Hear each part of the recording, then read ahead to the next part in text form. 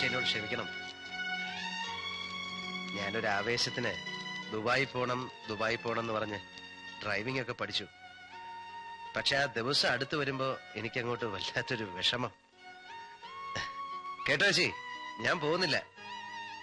ഇപ്പൊ ഡ്രൈവിംഗ് പഠിച്ചത് ഒരു നഷ്ടമല്ലല്ലോ, ഒരു തൊഴില് പഠിച്ചെന്നല്ലേ ഉള്ളൂ. ഞാനിവിടെ എങ്ങാനും ജോലി ചെയ്തോളാം. എനിക്ക് വയ്യ പോവാൻ. എനിക്ക് എല്ലാരെയും എന്നും കാണണം. അമ്മച്ചിയെയും ചേച്ചിയെയും അമ്പലവും എല്ലാവരെയും. ഞാൻ പോകത്തില്ല. അമ്മച്ചി കുറച്ച് പൈസയുടെ കാര്യം പറഞ്ഞിരുന്നില്ലേ, അത് വേണ്ട. ഒന്നാമത് വലിയ ചൂടാണ് അവിടെ, താമസിക്കാനും സൗകര്യമില്ല. പിന്നെ 2-3 കൊല്ലം കഴിഞ്ഞൊക്കെ തിരിച്ചു വരാൻ പറ്റുമെന്ന ഉസ്മാന്റെ കത്തില്. എനിക്ക് വയ്യ, എനിക്ക് ഇവിടെ വിട്ടു പോകാൻ വയ്യ. ഞാൻ വൈകിട്ട് വരാം.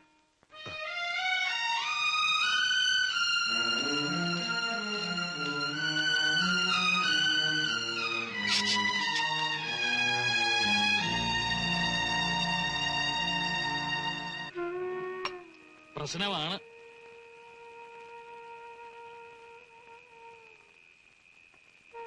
എന്തായാലും നീ അമ്മയോട് അങ്ങനെ പറയണ്ടായിരുന്നു.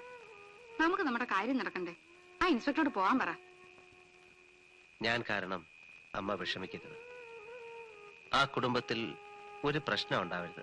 എന്റെ കയ്യിൽ കാശുണ്ടായിരുന്നെങ്കിൽ ഞാൻ തന്നേനെ. ഉള്ളതെല്ലാം വിറ്റിട്ടാ ബാലയെ സംഘടിപ്പിച്ചത്. ഇനിയിപ്പോ ഉത്സവ സീസൺ വരാതെ ഒരു രക്ഷയില്ല.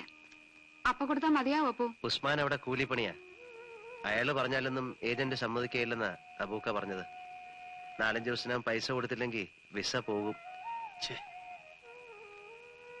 എന്റെ വീട് ഒറ്റ കൊടുക്കാന്ന് വെച്ചാ അതിന്റെ ആധാരം സുരേഷ് മോലാളിയുടെ കയ്യിലാ. കുടിയടപ്പല്ലേ, ചോദിക്കാൻ ഒക്കുവോ? വണ്ടി വേണേ വിൽക്കാം, ഒരു 10-15 രൂപ കിട്ടും. പക്ഷെ അതോടെ എന്റെ കഞ്ഞിപൊടി കിട്ടും. വേണ്ട ആശാനെ, എനിക്ക് വേണ്ടി നിങ്ങളല്ല എന്തിനാ ബുദ്ധിമുട്ടുന്നത്?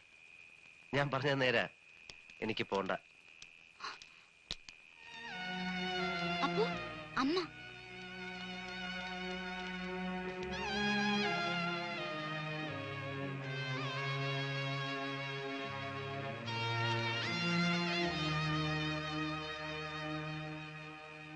എന്താ എന്താ അമ്മേത്? 10,000 രൂപയിട്ട്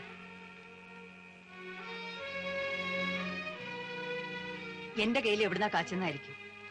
റൈസ് മിൽ പണയപ്പെടുത്തി. അയ്യോ, അത് വേണ്ടായിരുന്നമ്മേ. മരിച്ചു കഴിയുമ്പോൾ റൈസ് മിൽ എടുത്തുകൊണ്ട് മണ്ണിനടിയിൽ പോകാൻ ഒക്കില്ലല്ലോ. ഒരു നല്ല കാര്യങ്ങളും ചെയ്യണമെന്നുള്ള ആശ കൊണ്ടാ. വിസയുടെ കാശ് കൊടുക്കുന്നതിന് മുമ്പ് ഗുരുവായൂർ പോയി തൊഴുതിട്ട് വാ. പ്രസാദം കൊണ്ടുവരണേ.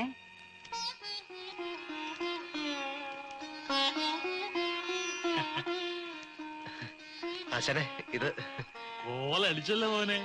എല്ലാം ഇവളുടെ പ്രാർത്ഥനയുടെ ഫലമാ. ആശാനെ, എനിക്ക് വണ്ടി ഒന്ന് വേണം, ഗുരുവായൂർ പോകാനാ.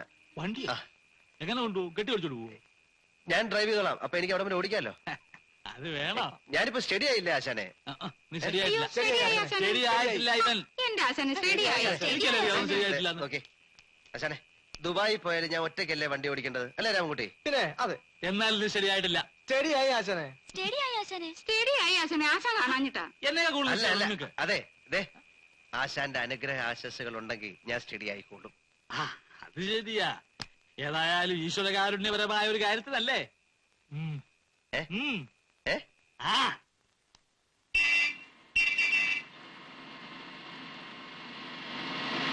ഇതെങ്ങോട്ടാ ഈ ബാഗും ഒക്കെ ആയിട്ട്? വീട്ടിലേക്ക് 2 ദിവസത്തെ അവധി. അപ്പുകുട്ടൻ ഇത് എവിടെ പോയി? എവിടെ ആശാൻ?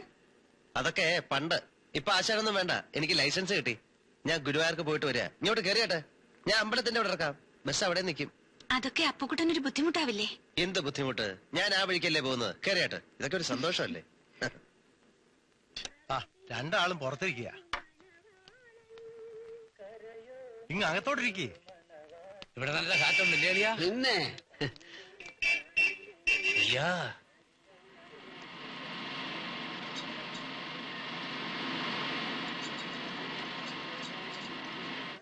ഒറ്റ സെക്കൻഡ്, ഞാൻ അബൂക്കെ കണ്ടിട്ട് വരാം. ഡ്രൈവിംഗ്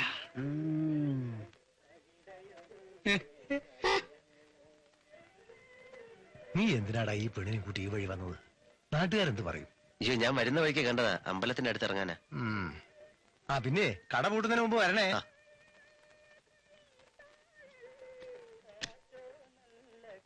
ശരി.